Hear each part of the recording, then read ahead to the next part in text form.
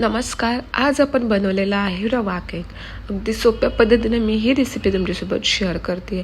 आता केक म्हटलं की बरेच जणांना भीती वाटते, केक फसतो, फुलत नाही. तर मी खूप साऱ्या टिप्स तुमच्यासोबत शेअर करेन, ज्याने तुमचा केक हा परफेक्ट बनेल. रवा केक बनवण्यासाठी या ठिकाणी आपण रवा वापरलेला आहे. 2 वाटी इतका आपण रवा वापरतोय.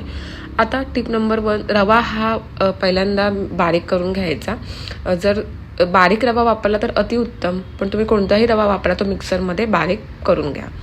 आता या ठिकाणी बघा, मी बटर घेतलेलं आहे. बटर हे रूम टेम्परेचरचं आहे, म्हणजे बाहेर ठेवलं होतं मी, आणि ते 50 ग्रॅम इतकं घेतलेलं आहे. 100 ग्रॅमचं जे पॅकेट भेटतं त्यातलं अर्धं वापरलं. यामध्ये आपण पिठी साखर घालतोय. आपली जी साखर घरातली आहे तीच मी मिक्सरला वाटून घेतली. 1 वाटी इतकं साखर लागणार आहे, 2 वाटीला 1 वाटी साखर. आता साखर हळूहळू आपण बटरमध्ये मिक्स करतोय आणि व्यवस्थित मिक्स करून घ्यायचे फ्लफी होईपर्यंत. बघा, अशा पद्धतीने जसं मी करते आहे तशा पद्धतीने एकाच दिशेने असं गोल फिरवायचं. बटर तुम्ही थोडंसं मेल्ट करून घेतलं तरीही चालेल. याऐवजी या ठिकाणी तुम्ही साजूक तुपाचा वापर केला तरीही खूप चांगलं. तुपातला केक देखील खूप छान होतो.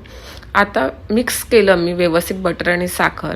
त्यानंतर या ठिकाणी आपण दही घातलेलं आहे. 10 वाला दहीचं हे एवढे पॅकेट येतात ते मी टाकलेलं आहे पूर्ण. आणि यामध्ये आपण घालतोय व्हॅनिला इसेन्स नसेल तर तुम्ही इलायची पावडर घालू शकता. या ठिकाणी आपण अर्धा टीस्पून इतकं इसेन्स घालायचं आहे व्हॅनिलाचा.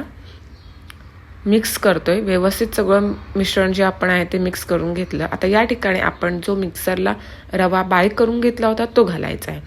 पहिलं तर रवा व्यवस्थित मी बारीक करून घेतला. बघा, मार्केटमध्ये 2 प्रकारचा रवा मिळतो, एक मोठा आणि एकदम 0 नंबरचा बारीक रवा मिळतो.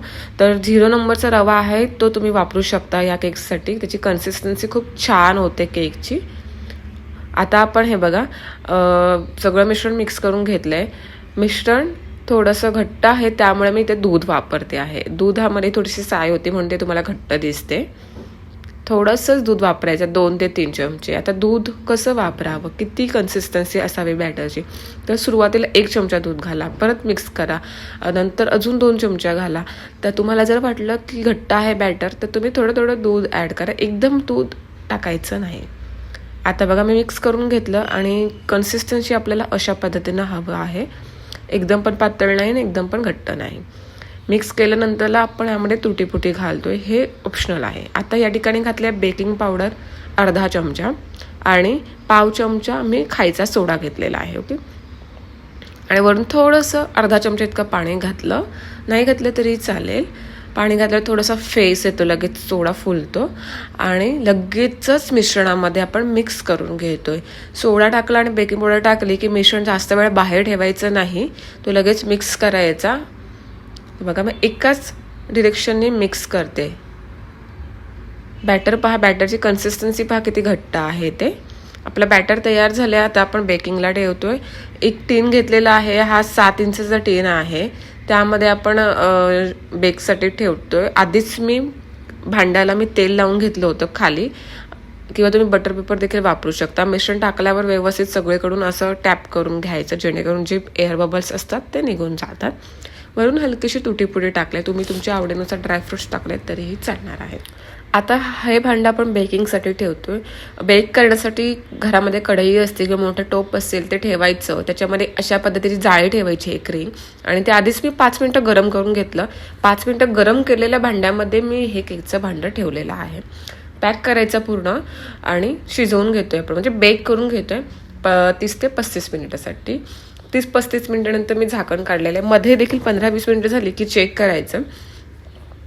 अगदीच 30-35 मिनिटानंतर झाकण काढायला जाऊ नका. कधी कधी केक लवकर देखील होतो. सुरी टाकायची, सुरीला काही चिपकत नाही आहे बॅटर, म्हणजे केक झाला होता.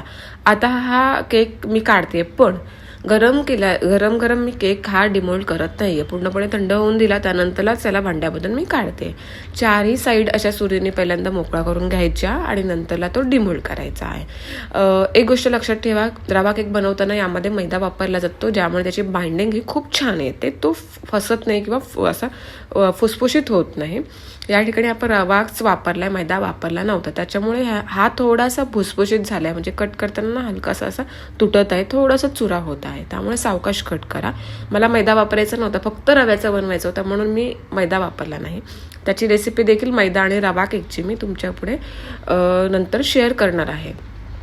तर रेसिपी खूप छान आहे, याची टेस्ट खूप अप्रतिम लागते. तुम्ही नक्की ट्राय करा. आवडलाच तर आपल्या चॅनलला कमेंट करा, लाईक करा आणि शेअर करा. अशाच नवनवीन रेसिपीसाठी आपल्या चॅनलला सबस्क्राईब देखील करा. भेटूयात आपण पुढच्या रेसिपीमध्ये. धन्यवाद.